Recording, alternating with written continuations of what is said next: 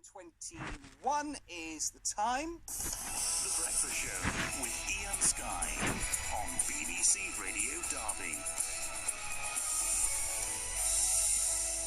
So I hate making assumptions about your lifestyle, but I'm going to make a sweeping one now. You were probably asleep this morning. There's a good chance while Derbyshire Wildlife Trust were up and at 'em out vaccinating badgers. Now you feel bad, don't you? The government currently deciding whether or not to bring badger culling to our county. Some of our local MPs been invited out and accepted the invitation from Derbyshire Wildlife Trust this morning to go out and see the benefits of vaccinating badgers instead of killing them. Toby Perkins is out and about in Chesterfield. The Conservative MP for Amber Valley, Nigel Mills, is in Ambergate, and so's Heidi Booth. I am indeed. Good morning. So basically, I met up with a group of people this morning around 5 o'clock. It was pitch black. We were all huddled in a semicircle while somebody from the National Trust told us what was going to be happening this morning. And it's basically vaccinating badgers. Their whole scheme is about showing people how that works, how easy it is. That was a word that was used quite a lot this morning, and how it's a better option to culling, because as you said, cullings don't happen in Derbyshire at the moment. So we basically went up onto some private land up the hill from where I'm standing at the moment on Holly Lane, and found some badgers that had been trapped overnight. They've been left food in these traps that are provided by Derbyshire Wildlife Trust. They go in, they get trapped in there, and then the colleagues that we've been chatting to this morning come along and vaccinate them. Such a quick process. They told me this morning that actually it took a little bit longer because they were trying to sort of show us what they were doing. Usually, blink and you miss it. That's the sort of speed that they work at. And the badger itself seemed ridiculously calm. It didn't even flinch when this little needle went in, and then the badger's marked to say that it's had the vaccination, so then if it's found again tomorrow, the team will know it's already been vaccinated. So I went along with Nigel Mills, who's the MP for Amber Valley, and Gail Weatherhead, who's Assistant Vaccination Coordinator for the National Trust, and I had a chat with her afterwards. Vaccination is a viable alternative to culling. It's backed by the science, it's publicly acceptable, and it does work, creating herd immunity in badgers. How does it work then? Is this a one-time deal? Do you vaccinate a badger and then they're done, or is it something you have to keep doing? We come back for 4 years and vaccinate sites for 4 years, and that's to catch all of the cubs that are coming through so that we've got herd immunity right the way through that set. If you've got to keep doing it every 4 years, is that not going to start costing?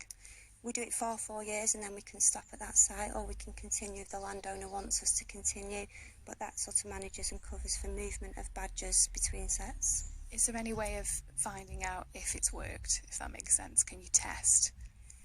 We don't test the badgers, but it's backed by the science research done by the APHA over a number of years to show that vaccination will create herd immunity in the badgers. If you've got a healthy badger population that's been vaccinated, TB is coming in obviously from somewhere else.